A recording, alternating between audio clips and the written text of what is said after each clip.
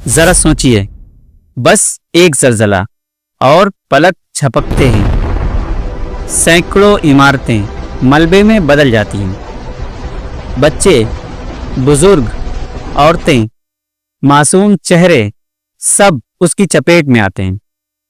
कुछ जिंदगियां वहीं थम जाती हैं और जो जिंदा है वो हालात को समझने की कोशिश कर रहा है। अब सवाल ये नहीं कि कौन खत्म हो गया, बल्कि सवाल ये है कि जो जिंदा है वो आखिर क्यों जिंदा है। क्या इसलिए कि वो बेहतर था या सिर्फ इसलिए कि उसकी मौत का वक्त नहीं आया। हम सबकी जुबान पर अचानक एक लफ्ज आता है, कहर। यह कुदरत का कहर है, लेकिन वो मासूम बच्चे, वो हामिला औरतें, वो कमजोर बुजुर्ग, क्या कुदरत वाकई फर्क नहीं करती?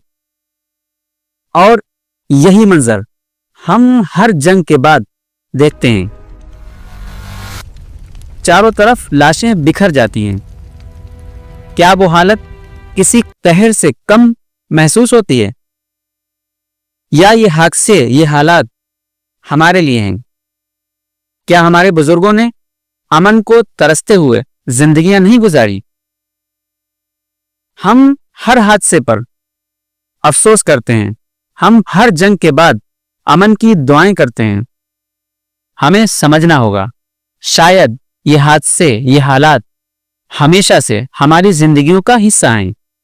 इस पहलू को कुरान और भी गहराई से हमारे सामने रखता है।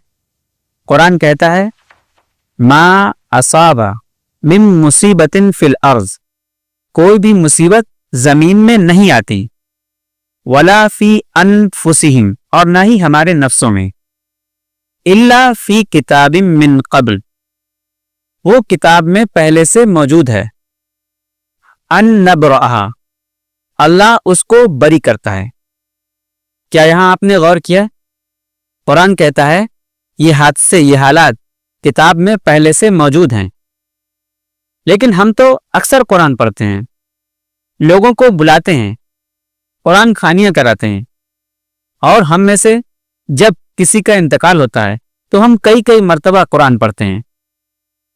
लेकिन शायद हम सिर्फ कुरान पढ़ते हैं, जबकि कुरान खुद कहता है, अफला यतदब्बरूनल कुरान, क्या तुम कुरान पर तदब्बुर नहीं करते? क्या कुरान ये नहीं कहता कि हम तुमको जरूर आजमाएंगे? खौफ से, भूख से। भूख से आजमाने का क्या मतलब? यहां हर कोई भूखा नहीं है। क्या आपको नहीं लगता ये आजमाइश कम लोगों में महदूद हो जाती है? क्या किसी शख्स को अमन में रखते हुए खौफ की आजमाइश करना मुमकिन है? या हम अपनी पसंद का सबसे लजीज खाना खाकर भी भूख की शिद्दत महसूस करते हैं? यहां कोई चीज बेमकसद नहीं है, और शायद जिसको हम रोकना चाहते हैं, कुरान उससे निपटने का बहुत ही आसान तरीका बताता है। कुरान कहता है, लिकैला तअसौ अला मा फातकुम वला तफरहू बिमा आताकुम, जो गुजर जाए उस पर अफसोस न करो, और जो हासिल है, जो बाकी रहा, उस पर इतराओ न। अब सवाल ये नहीं कि ये हादसे, ये हालात, ये कहर क्यों आते हैं। अब सवाल बस इतना है कि हमारा रिएक्शन कैसा है। क्या जो गुजर गया उस पर अफसोस, या जो आज हमें हासिल है उसका नशा